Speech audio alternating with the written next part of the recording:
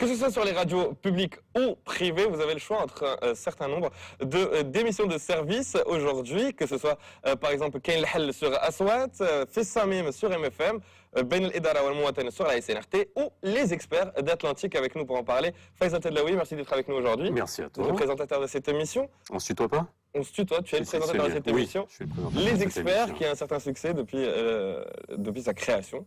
Je vais demander de nous en rappeler le concept. Le concept, il est simple, ça s'appelle les experts.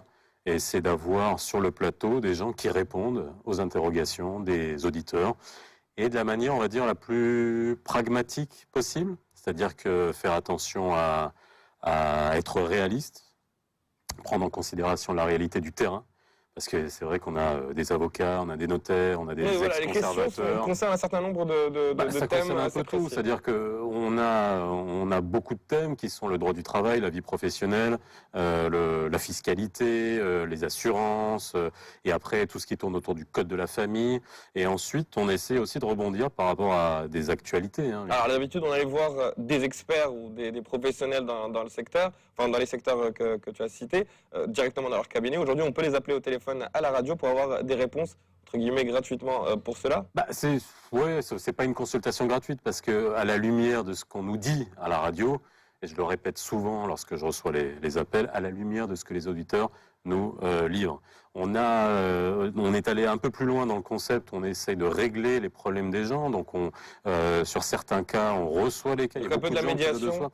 On essaie de faire de la médiation, mais surtout on essaye aussi par la force du média. Tu le sais, grâce aux médias, des fois, ça fait bouger un levier. Des fois, c'est juste une procédure au niveau d'une administration. Il suffit d'aller à la commune, à la conservation, le Muqata'a, essayer de faire bouger les choses. Si on vient de la part d'un média, tout de suite, ça. Alors, est-ce que ça se passe en direct à l'antenne et du coup, ça met forcément mal à l'aise l'interlocuteur, ou vous faites ça en régie, discrètement? On a eu plusieurs cas. Je suis pas là on n'est pas là pour mettre mal à l'aise les gens. On est là pour essayer de régler les problèmes des gens. Dans certains cas, on prévient auparavant, on prévient les entreprises, parce qu'on a souvent aussi des problèmes entre consommateurs et entreprises, que ce soit des compagnies aériennes, que ce soit des compagnies qui fabriquent des produits alimentaires, des assurances, des banques. On a nos entrées chez ces banques-là, ces assurances, on connaît des gens, donc on les appelle auparavant, on leur dit attention, on va vous appeler, est-ce que vous pouvez nous aider à résoudre ce problème-là? Et ce qui fait, c'est que ça permet d'aller beaucoup plus vite dans Parce que le risque, c'est aussi que la situation s'inverse et que réaction d'ego ou autre puisse bloquer le dossier. Le but n'est pas là. Le but n'est pas là. Ça nous permet, et tout ça, bien sûr, on le fait, et je le répète encore une fois, dans la bonne humeur. Il y a aussi beaucoup de gens qui nous disent, mais vous rigolez beaucoup dans l'émission. Je fais oui.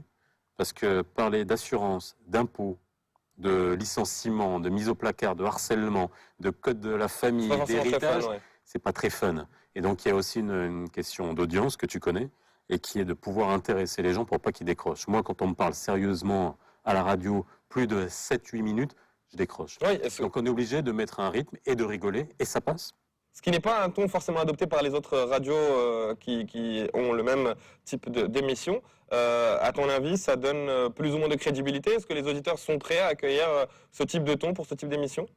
Moi, c'est en tout cas ma manière d'animer, ma manière de produire l'émission, parce que je pense que c'est extrêmement important.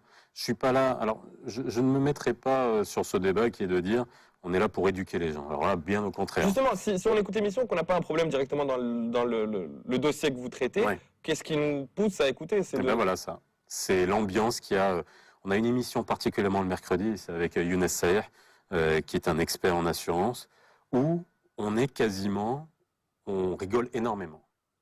Mais on arrive à traiter les problèmes des gens. Je me rappelle d'une émission où on a eu toute une palette d'émotions. On est passé d'un cas, parce que dans les assurances, c'est la vie, ça couvre un peu tout. C'est souvent des drames, des sinistres. Non, justement, pas nécessairement. Il y a des choses très légères, il y a des choses un peu plus dramatiques. Et dans une même émission, on avait eu à traiter des cas très légers d'un chien qui s'était fait mordre par le chien du voisin. Alors là, on n'est pas dans quelque chose de dramatique. Donc on a commencé à bien rigoler autour de ça. Et juste après, une auditrice qui nous appelle pour quelque chose de plus dramatique, qui avait perdu son mari, donc c'était une question d'assurance vie. Et ça nous permettait d'assurer en tout bien, tout honneur, bien sûr, parce qu'on est là pour respecter les auditeurs. Et ce qui fait que, moi, la meilleure des choses que je puisse entendre, c'est de dire, mais moi, j'ai jamais eu ce problème-là, mais j'écoute l'émission parce qu'il y a une bonne ambiance. C'est vrai que si on n'a pas de problème particulier vis-à-vis des impôts, vis-à-vis des assurances, vis-à-vis des trucs, qu'est-ce qui ferait que je vais écouter mon émission? C'est ça la question que je me pose à chaque fois. C'est aussi un phénomène d'interactivité très poussé qu'on a vu apparaître avec la libéralisation des ondes et l'apparition de ces nouvelles chaînes privées, autant ces émissions de service que de coaching ou tout simplement de libre antenne. Est-ce qu'on a fait le tour du format? Est-ce qu'on a encore d'autres choses à développer dans ce domaine? Moi, je pense qu'on se trompe un peu lorsqu'on parle de format. En radio, ça n'a rien à voir avec la télévision. En télé, je peux te laisser un blanc là pour te dire que c'est grave. En radio, ça ne passe pas. Ça fait très amateur. Et il y a des formats en radio qu'il faut faire vis-à-vis de la manière avec laquelle on catch l'auditeur pour qu'il reste avec nous. Et l'interactivité n'est qu'un prétexte. Quand je disais format, je ne parlais pas de la manière d'animer l'émission, mais du fait d'offrir aux auditeurs ce type de service. Justement, c'est à ça que j'arrive, c'est que l'interactivité est un prétexte. Enfin, du moins, c'est comme ça que je le prends. Parce que l'interactivité, elle n'est pas seulement par téléphone. Parce que je ne peux pas prendre tout le monde au téléphone. Dans une émission de 2 heures qui est entrecoupée d'infos, parce qu'on est Atlantique est une chaîne d'infos, eh ben, je ne peux pas prendre tous les appels qui viennent. Donc, ce n'est pas possible. Et si je prends chaque appel, ça ne devient plus une émission. Ça devient c'est-à-dire en gros on appelle truc, etc. Et je suis obligé de prendre des fois 4 fois le même cas. Donc on est obligé de filtrer. Fatima qui est au standard a un rôle clé qui est justement de voir cette question-là, on l'a déjà posée, on ne va pas revenir dessus, et qui est de prendre un prétexte d'un auditeur pour ensuite rebondir sur des questions qui sont sur les réseaux sociaux, sur Facebook, on reçoit sur Facebook notamment, par SMS, et tout ça fait en sorte de faire monter la sauce et avec un fond d'actualité. Donc en gros, c'est pour ça que je dis que l'interactivité, il ne suffit pas de se mettre derrière un micro et de laisser le standard ouvert, parce qu'à ce moment-là, c'est tout et n'importe quoi. C'est déjà tout et n'importe quoi, c'est du direct tous les jours pendant 2 heures, donc on ne sait pas. Sur quoi on peut tomber. Et des fois, il y a des jours, c'est comme ça, il n'y a pas d'appel, et il y a des jours, il y a énormément d'appels. C'est comme ça, c'est le direct. Donc, si on ne fait que se concentrer sur les appels, on ne va pas faire grand-chose. Très rapidement, le sujet qui interpelle le plus les auditeurs, celui qui fait le plus réagir ou dans lequel ils rencontrent le plus de problèmes? Ça dépend encore une fois de l'actualité. Là, les dernières émissions qu'on a fait sur la contribution libératoire et le rapatriement des avoirs à l'étranger, c'est impressionnant le nombre d'appels qu'on a eu, le nombre de réactions, que ce soit des appels, que ce soit des questions sur Facebook, que ce soit des gens qui m'appellent moi après l'émission. Et là, je me suis dit, vous avez de l'argent, vous avez du pognon les mecs, à l'étranger.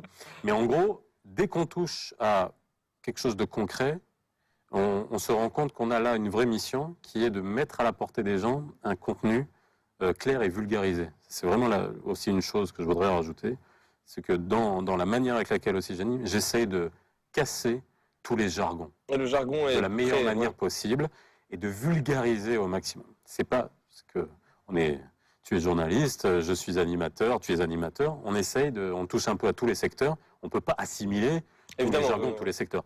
Donc on a ce réflexe qui est de vulgariser. Et quand on vulgarise, ça permet finalement de mettre tout le monde au même pied d'égalité. On avait une émission, d'ailleurs sur la bourse. On a expliqué la bourse de manière extrêmement vulgarisée. Tout le monde, quand on parle de bourse, tout le monde pense à ce grand panneau avec des indices boursiers, MASI, le MADEX, avec des flèches, personne ne comprend rien. Finalement, la bourse, c'est une manière de financer une entreprise comme un crédit bancaire, etc. À partir du moment où on a posé ça, on peut aller vulgariser de manière... Et on avait fait une émission là-dessus, on a beaucoup de gens, des gens qui veulent peut-être épargner, des petits porteurs, on ne parle pas de gens qui ont beaucoup d'argent. Ils se disent, tiens, finalement, c'est intéressant d'avoir des actions. Et on avait beaucoup de questions par rapport à une émission comme ça. Pour finir, est-ce qu'on peut imaginer de pousser le concept un petit peu plus loin et peut-être faire, comme ça s'est fait à l'étranger, des émissions de médiation et de résolution de problèmes comme ça à la télé? À la télé, je fais un appel aux chaînes, hein, mais ça c'est... oui, bien sûr, on a tout ce qu'il faut pour faire ça. Mais après, il y a une chose qui est essentielle, et pour moi, puisqu'on parle de médias, c'est que là, le Maroc a beaucoup changé. Je pense qu'on est tous d'accord là-dessus. Qu'il y a beaucoup de choses à oser. Il y a beaucoup de gens aussi qui s'autocensurent par peur de se dire il y a beaucoup d'annonceurs qui ne vont pas suivre parce qu'on va être obligé des fois leur taper dessus.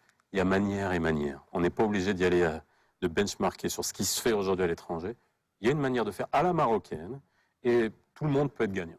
L'appel est lancé. Merci beaucoup Faisal Tadlaoui pour toutes ces réponses. Merci à toi. Et à très bientôt. À bientôt.